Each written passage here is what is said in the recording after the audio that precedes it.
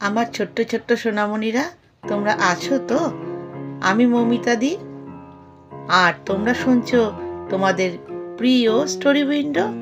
হ্যাঁ, আজ আমি তোমাদের নিয়ে যাব সেই আরব দেশের সাহসী নাবিক সিন্দাবাদের দ্বিতীয় অভিযান, মানে পরবর্তী অভিযান। তোমরা নিশ্চয় জানো, আরব রজনী মানে শুধু জাদু নয়, তার সঙ্গে জড়িয়ে থাকে ভয়, দুঃসাহস আর বুদ্ধির লড়াই। তবে যদি তুমি প্রথম গল্পটা নাও শুনে থাকো, চিন্তা করো না। এই গল্পের শুরুতেই আমরা আবার জানব সিন্দাবাদের কি হয়েছিল আগের বার। সিন্দাবাদ একজন তরুণ নাবিক ছিল। সে সাগরের বিশাল ঢেউ, ঝড় আর জাহাজ ডুবি, মাছ তাড়া করা সব দেখে ফেলেছে আগের অভিযানে। একদিন সে আবার বাড়ি থেকে বেরিয়ে পড়লো সমুদ্র যাত্রায়। তারপর সে মাছের তাড়া খেয়ে একটা কাঠের গুঁড়িতে ভাসতে ভাসতে সে কি করলো, সারা রাত ভোর চলতে চলতে চলতে একটা অজানা দ্বীপে এসে পৌঁছলো। দ্বীপটা ছিল খুবই সুন্দর, কিন্তু ভীষণ চুপচাপ। চারপাশে উঁচু গাছ আর কোনো পাখির ডাক নেই, আর মাটির ওপরে সেখানে ছড়িয়ে ছিটিয়ে রয়েছে শুধু মাথার খুলি। তখনই সে বুঝল কিছু একটা ভুল হয়েছে। আর সে যখন ওখানে পৌঁছেছিল তখন অনেক রাত ছিল, বালির মধ্যে ঘুমিয়ে পড়েছিল। সকাল হতেই কিন্তু সূর্যের আলো তার চোখে এসে পড়ল, আর সে ঘুম ভেঙেই এসব দৃশ্যগুলো চারপাশে দেখতে আরম্ভ করলো। তখন সে অনেক কষ্ট করে নিজেকে সামলে নিল, আর সে হাঁটতে শুরু করলো ওই দ্বীপের মধ্যে। হাঁটতে হাঁটতে সে পাহাড়ে এসে পৌঁছলো। একটা পাহাড়ের তলায় সে দেখতে পেল একটা ছায়ায় ঢাকা বিশাল গুহা, যেন তাকে এক্ষুনি গিলে ফেলবে। কিন্তু সিন্দাবাদ ভয় পেল না।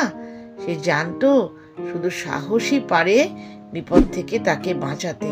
তার মনে বিশাল সাহস ছিল, কোনো ভয় ছিল না। ভয় থাকলেও সে সেটা প্রকাশ করতো না। সে তখন কি করলো, ওই গুহার ভেতরে ঢুকে পড়লো। সে দেখলো একটা বিশাল রাক্ষস ঘুমিয়ে আছে। দাঁতগুলো তার তীক্ষ্ণ ছুরির মতো।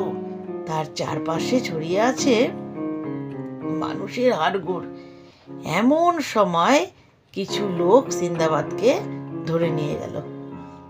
তারা রাক্ষসের বন্দী, আগে ধরা পড়া নাবিক তারা, যারা এখানে বাঁচার জন্য পথ খুঁজতে এই দ্বীপেই এসেছিল। তারা তাকে জানালো সিন্দাবাদকে প্রতিদিন রাক্ষস কিন্তু একজন করে লোককে খেয়ে ফেলে।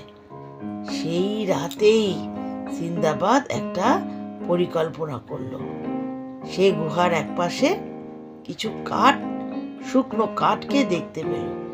সে একজন কয়েদির সঙ্গে মিলে সে একটা বড় কাঠ আর কয়েকটা কাঠ মিলে এক জায়গায় জড়ো করলো।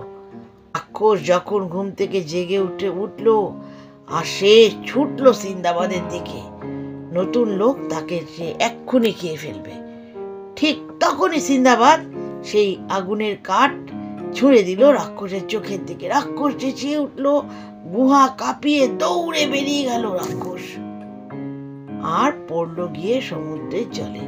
সেই সুযোগে সমস্ত বন্দী নাবিকরা দৌড়ে সবাই গুহা থেকে পালিয়ে গেল। সিন্দাবাদও বেরিয়ে আসলো। তারা দ্বীপের এক প্রান্তে গিয়ে দেখতে পেল একটা পুরনো ভাঙা নৌকো পড়ে আছে। সেই নৌকোতে সবাই উঠে পড়ল, আর বাঁচার আশায় তারা নেমে পড়ল এক সমুদ্র যাত্রায়। তাহলে আমার ছোট্ট ছোট্ট সোনামণিরা, তোমরা শুনলে তো আর বুঝলে তো, সাহস আর বুদ্ধি থাকলে ভয় যত বড়ই হোক তাকে হারানো যায়। সিন্দাবাদ যদি ভয় পেয়ে গুহা থেকে পালিয়ে যেত, তাহলে হয়তো আর কখনোই ফিরে আসতে পারত না। কিন্তু সে তার বুদ্ধি, ধৈর্য আর সাহস দিয়ে রাক্ষসের চোখে আগুন লাগিয়ে মুক্তি পেল। এই রাক্ষস ছিল সিন্দাবাদের দ্বিতীয় অভিযান, রাক্ষসের গুহা। কিন্তু ওর যাত্রা তো এখনো শেষ হয়নি। ভাঙা নৌকায় চড়ে সে কোথায় পৌঁছাবে এবার, আবার কি বিপদ অপেক্ষা করছে তার জন্য, তা জানবো পরের গল্পে। আমি আবার ফিরে আসব। তুমি ততদিন কিন্তু স্টোরি উইন্ডোতে চোখ রাখতে ভুলো না। আমার চ্যানেলটা সাবস্ক্রাইব করে রাখো। আর তোমাদের ভালোবাসায় ভর করেই বলছি, তোমরা ঠিক একদিন নিজেদের পথ খুঁজে পাবে, যেমন সিন্দাবাদ খুঁজেছিল সেই অজানা দ্বীপ। এরপরে তোমাদের বলে রাখি, এর পরের যে গল্পটা, সিন্দাবাদ এবার এমন এক উপত্যকায় গিয়ে পড়ল, সেখানে মাটিতে পড়ে আছে বিশাল বিশাল হীরের টুকরো। কিন্তু জায়গাটা এত বিপজ্জনক যে সেখানে মানুষ ঢুকতে পারে, বেরোতে পারে না।